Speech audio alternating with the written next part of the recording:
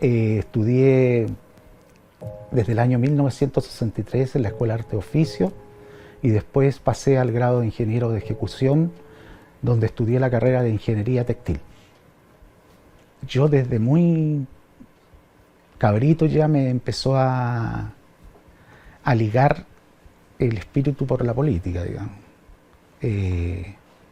Yo creo que cuando estaba en la Escuela de Arte y Oficio, más o menos como el año 64, 65, empecé a militar en las Juventudes Comunistas y a posterior fui desarrollando toda mi vida de la universidad en esa juventud y fui comprometiéndome cada vez más en la labor de la Juventud Comunista en la universidad, ocupando diversas responsabilidades internas dentro de la universidad, dentro de la Juventud Comunista y posterior también ligada a la Federación de Estudiantes.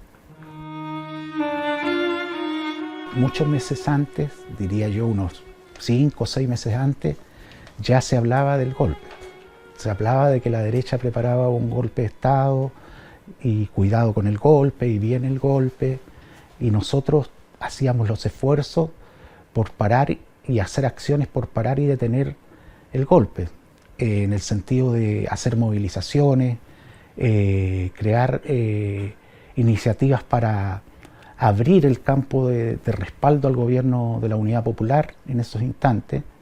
Yo te puedo decir que el último día, el día 10 de septiembre, nosotros con una brigada de trabajo voluntario, esa tarde, ese día, realizamos varios viajes en camión al molino de Puente Alto para transportar harina para la ECA, la empresa de comercio agrícola, que era la que abastecía los negocios, ¿ya? Y porque no había transporte, no habían camiones. Y arrendamos entonces la Federación de Estudiantes con la universidad un grupo de camiones para ir ese día a transportar harina desde el molino de Puente Alto hasta la ECA acá en Carrascal. Y yo me recuerdo que terminamos como las 5 de la tarde y el camión hizo un desvío para llegar a esta zona y cerca de mi casa nos fue diciendo quién vive por aquí para que se bajen, ya habíamos terminado la jornada. Y ese domingo 10 de septiembre, como a las 5 de la tarde, me bajo del camión cerca de mi casa y fue la última actividad que hicimos antes del golpe.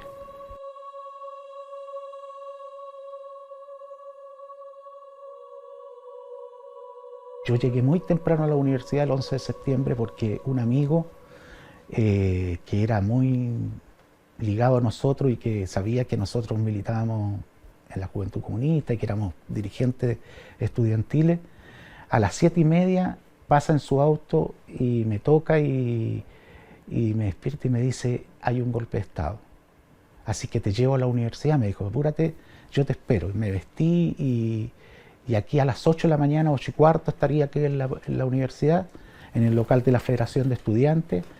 Habían ya algunos compañeros, estaba Ociel, varios dirigentes, Emilio Darós, que era el vicepresidente de la Federación, otros compañeros de distintas fuerzas políticas. Entonces comenzaron las reuniones para ver lo que hacíamos, escuchando las noticias además, ¿ya?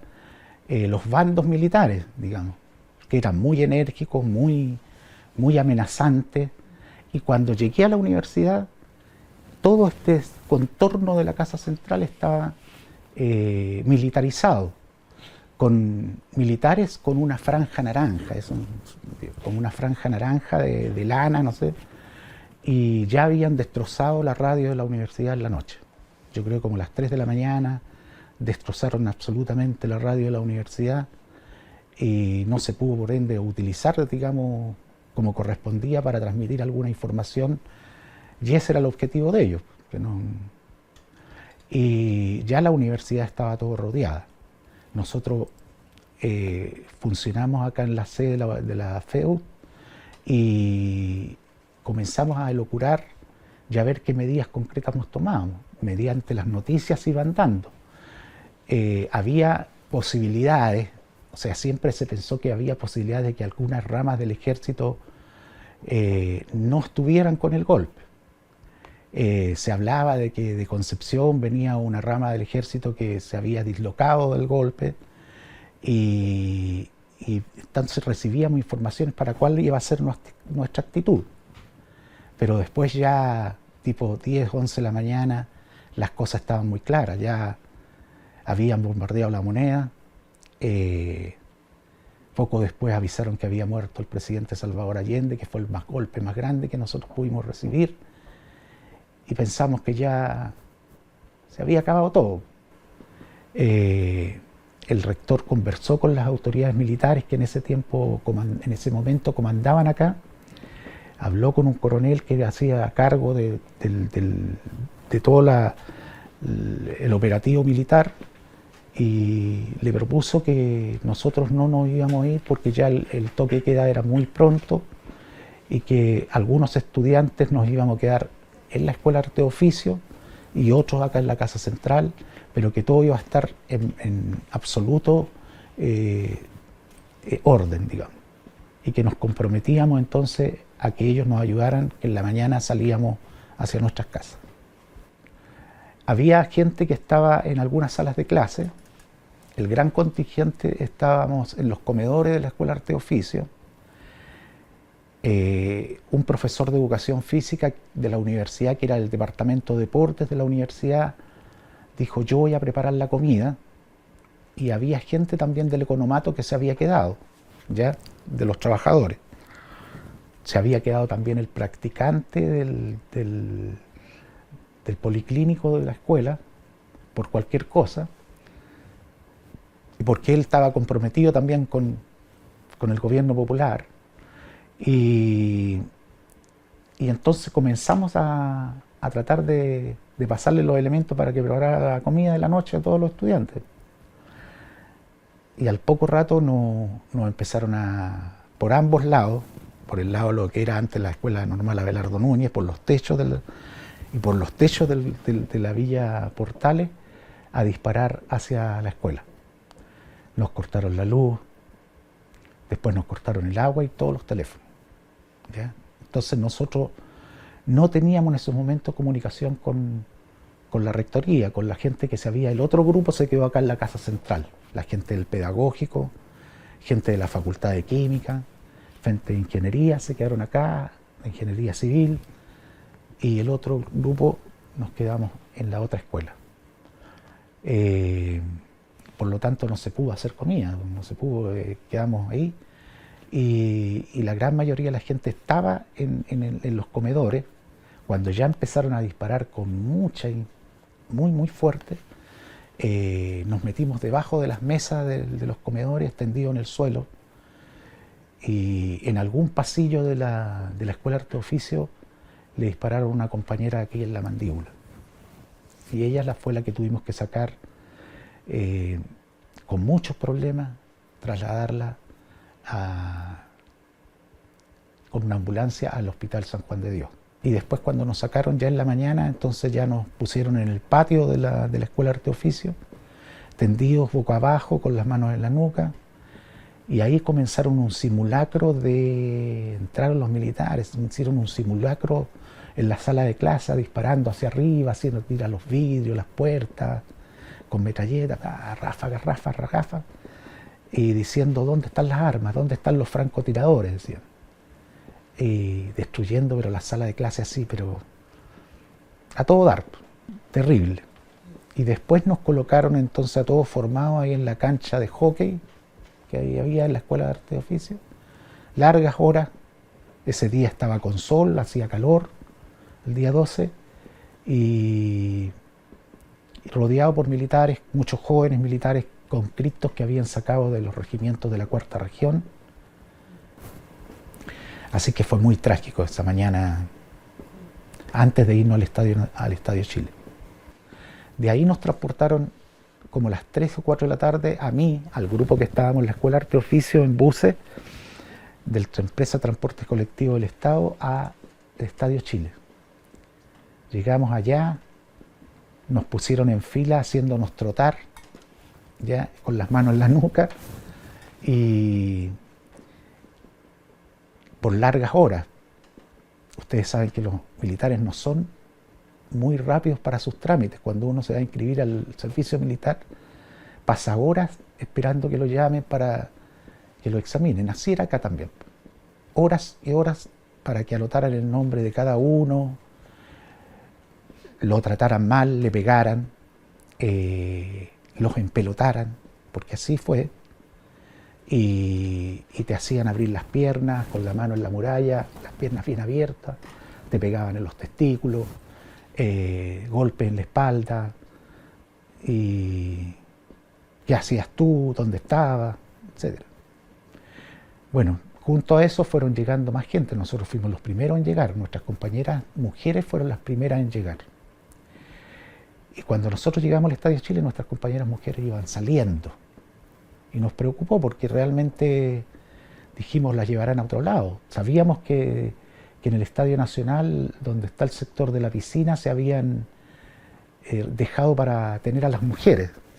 Y nosotros pensábamos que a lo mejor iban para allá. No, pero la habían dejado en libertad después del toque de queda, sin locomoción. O sea, todas tuvieron que caminar para llegar a su casa, digamos, de distancias largas, digamos, con el miedo y el temor de que fueran nuevamente detenidas en el camino por estar circulando bajo toque de queda, y con las patrullas que aparecían a cada rato en vehículos militares como en vehículos civiles también. Bueno, seguimos ahí en el trote correspondiente antes de entrar al estadio, y los boinas negras que estaban en una parte a cargo de eso nos golpeaban, porque de repente tú dejabas de trotar o te estabas cansado y te decías, trota, pues huevón, ¿ya? Y te pegaban el cachazo en la espalda con el fusil, te golpeaban.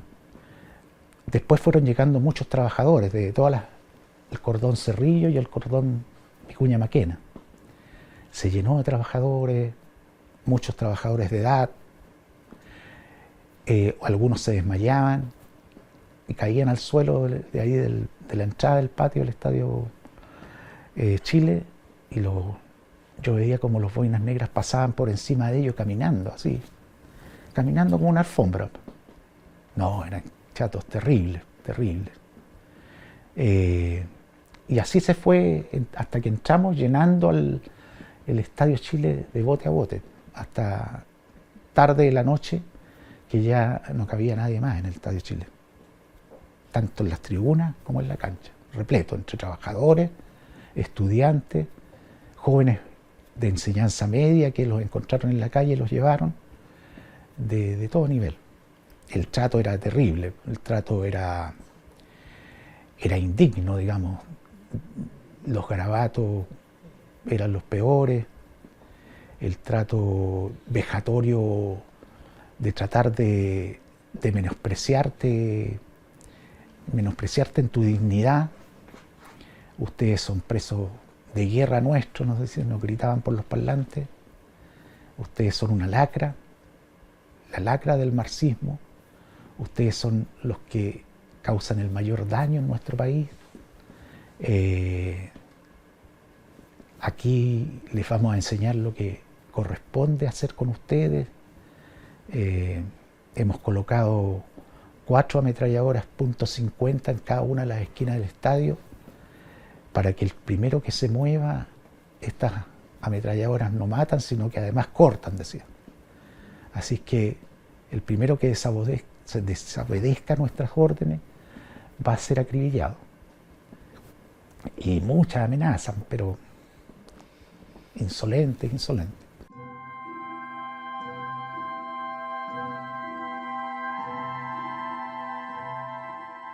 Yo entré y ya estaba Víctor ahí en la cancha con sus ojos morados.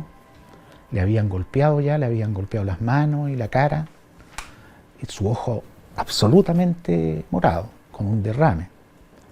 Y al mismo tiempo habían llegado los trabajadores del Siglo, del diario El Siglo, y entonces se puso en la tribuna con ellos. Tenía conocidos de ahí, entonces se puso con ellos, y nosotros nos ubicamos en un sector lateral a donde estaba Víctor Jara, así que lo veíamos, nos daba mucha pena cómo estaba, Eh, el día 14 debe haber sido el día que yo me fui al Estadio Nacional, y en mi grupo de 50 que nos colocaron, en un momento, yo no me había dado cuenta, pero en un momento llega el militar que había golpeado a mucha gente en las tribunas, dentro de ellos al Litre Quiroga, que también lo sacaron y lo bajaron a los subterráneos después de haberlo golpeado en las tribunas a presencia de todo el estadio lleno. Golpearon con la cacha del fusil de este militar, se la quebró en la cabeza y empezó a sangrar Litre Quiroga. Litre Quiroga era el director general de Gendarmería. Era un hombre muy alto y muy robusto, pero inmensamente alto, más alto que cualquiera de los militares que se había acercado, que también era alto, más alto del que lo golpeó en la cabeza. Así que les costó mucho tratar de dominarlo y para llevarlo, porque ellos lo que querían hacer era llevarlo a los subterráneos a torturar, y él se negaba a irse de la tribuna. Y primero le puso la pistola en la cabeza y trató de dispararle, pero cuando se vio que todo el estadio estaba lleno, y ese ruido de silencio, pero de consternación que teníamos todos nosotros, bajó su pistola y pescó el fusil y le golpeó la cabeza. Bueno, te contaba yo que al final, cuando estábamos por salir del Estadio Nacional, en ese grupo de 50 se acerca este mismo militar, un militar de cara rojiza, media rubia, coronel debe haber sido porque tenía grado, y de pelo rubio también, ya, que era el mismo. Yo me preocupé de eso, que había golpeado a Litre Quiroga antes en la tribuna en los días anteriores, y de repente nombra a Víctor Jara Martínez, dice, usted no va, y lo saca de mi fila. Ahí yo me di cuenta que dentro de los 50 estaba Víctor Jara, y saca a otro académico de ahí, un cabro relativamente joven, mayor que nosotros, unos 10 años. Yo tenía en ese tiempo 21 años, él de haber tenido 31 o 32, lo saca también. Ustedes no van, dijo, al Estadio de Chile. Los separaron, los sacaron y los colocaron antes de la mampara de vidrio, a Víctor Jara aquí, al otro compañero acá a este otro lado. Y de esas casualidades que yo estaba en la cola de la fila, digamos, en la fila, y yo podía mirar por el pasillo de la puerta de salida y veía a Víctor Jara parado, a los dos los veía ahí. Y como esa cosa instantánea, yo le hago. Entonces Víctor, que andaba vestido todo de negro, con un Beatle negro y un pantalón negro, me dice, me van a matar. Y esa fue la última vez que yo lo vi, con una altivez que no me olvido.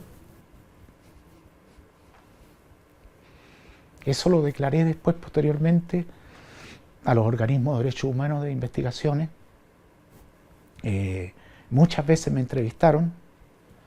Me entrevistó también el juez que llevaba la causa, Juan Manuel, no me acuerdo, que fui a su despacho ahí en los tribunales de justicia, y me mostraron muchas fotos de quién había sido el que lo había separado de la fila. Y yo ese día, cuando lo separó, dije yo, mi mayor aporte puede ser mirar bien a este weón que está separando a Víctor. Y le miré el rostro miles de veces, que no se me vaya a olvidar este conche de su madre, perdón, ¿ya? Y el día que me mostraron la foto, en todas las ocasiones que me lo mostró investigaciones, que después cuando vinieron los abogados que estaban defendiendo la causa y condenando querellando a Barrientos, que vivía allá en Estados Unidos, me mostraron las fotos, yo siempre lo reconocí. Yo hoy día cuando lo miro en los diarios, en las revistas que aparece él, yo estoy convencido que él fue el que después golpeó a Víctor Jara y hasta matarlo. ¿ya? Tuvimos la suerte nosotros de que cuando llegamos al Estadio Nacional nos colocaron, a mí me colocaron en una escotilla, no con todos los estudiantes de la UT, porque casi todos los estudiantes de la UT estuvieron repartidos en dos escotillas, en la 7 y en la 8. Pero yo no me acuerdo el número de mi escotilla, pero mi escotilla quedaba bajo el tablero marcador, la escotilla que está justo bajo el tablero marcador. Cuando llegamos ahí nos bajó, el que nos acompañó ahí fue el mismo coronel Pedro Espinosa, que era uno de los que nos gritaba marxista, perros marxistas y todo en el Estadio Chile, el que nos bajó y nos metió a la escotilla. Bueno, a los 2 días después llega un joven ecuatoriano, de un grupo de ecuatorianos que Salvador había becado en la universidad, y que ellos siempre andaban con su indumentaria autóctona, porque ellos eran de provincias autóctonas de Ecuador, no eran de la capital. Y justamente Salvador Allende los había becado para estudiar acá en la universidad. Y yo tenía uno de ellos, siempre conversaba con ellos y siempre me interesaba saber de ellos. Y tenía uno que era muy amigo mío. Y ese amigo llegó. Ese amigo yo lo vi en el Estadio Chile. Lo bajaron cuando llegó. A todos los extranjeros los golpeaban, pero según ellos eran todos guerrilleros. Cualquier extranjero era guerrillero, que había venido a cooperar con la revolución chilena, decían ellos. Y entonces ese compañero llegó ahí al lado de la escotilla nuestra y me llamó. Nos conoció y nos vimos y fuimos con otro de mis amigos que estaba detenido conmigo toda su estadía, y nos enfrentamos a él y nos dijo: mataron a Víctor Jara. ¿Pero cómo supiste tú? No, dijo, yo me tenían en una camilla abajo en el subterráneo y como estaba en altura, tendido, yo veía cómo lo golpeaban, decían. Tanta hora por estar por cual. Le pegaban en su cuerpo, en la cabeza, en las manos, lo golpearon hasta que lo dejaron inconsciente. Y posteriormente se cuenta entonces que él apareció con una gran cantidad de disparos, no sé cuántos. Pero eso yo creo que lo hicieron ya cuando él estaba inconsciente, digamos. Ya. Después lo trasladaron allá, cerca del cementerio metropolitano, junto con Litre Quiroga, que le ocurrió lo mismo.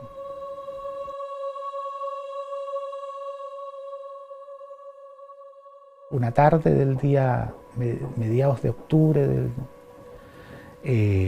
junto a otro compañero que ya nos habíamos puesto de acuerdo cuando saliéramos, éramos 3, y como las casas nuestras nos quedaban más retiradas del estadio, nos dejaron en libertad como 10 minutos antes del toque de queda, que era a las 9 de la noche.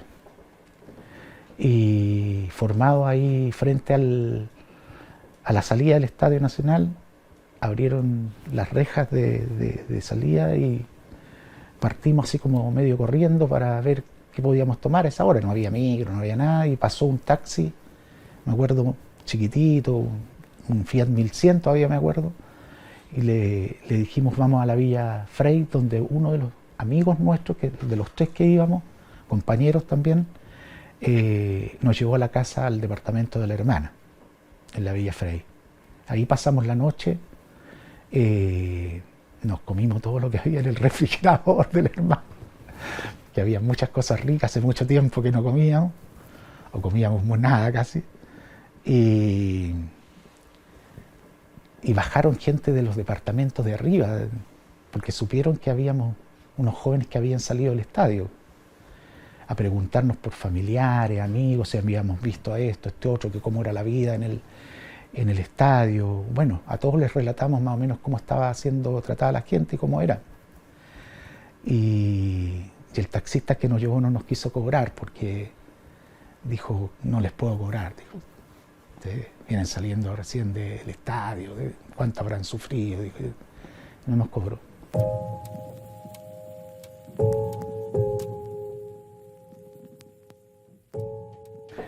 Bueno, nosotros hacemos los esfuerzos, los que vivimos en esa época, a través de las distintas organizaciones, agrupaciones, de hacer esfuerzos por no olvidar, por nunca más, para que nunca más se vuelva a repetir esto en Chile, no olvidar todo lo que pasó, todas las tragedias que ocurrieron en nuestro país. No por casualidad el fascismo alemán es condenado y existen lugares de memoria en todo el mundo, y en Alemania por sobre todo, y en muchos países donde los nazis estuvieron. Y lo siguen haciendo ahora, y siguen persiguiendo a los que todavía quedan desde esa época.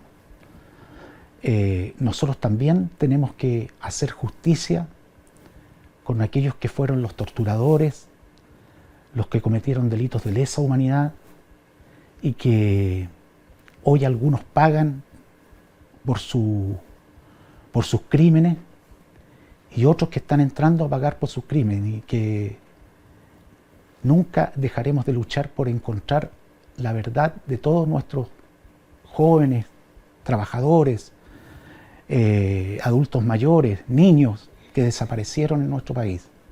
Yo creo que esa tiene que ser una lucha de todo nuestro pueblo, también de los jóvenes que hoy día son universitarios, de hacer un gesto de cooperación y de labor patriótica en conseguir y seguir insistiendo sobre la verdad de nuestros miles de desaparecidos que aún no se saben de ellos, para poder darle tranquilidad a sus familiares.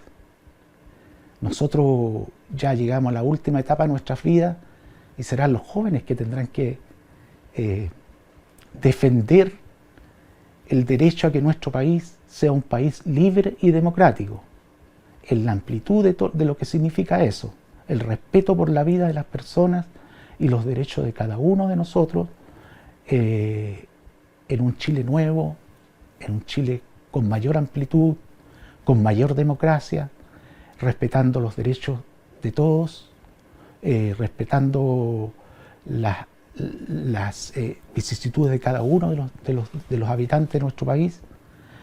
Es lo que yo le digo a los jóvenes chilenos hoy día. Le digo a mis hijos, que son egresados ya de universidad, profesionales jóvenes, y a todos los jóvenes que están hoy día en la universidad.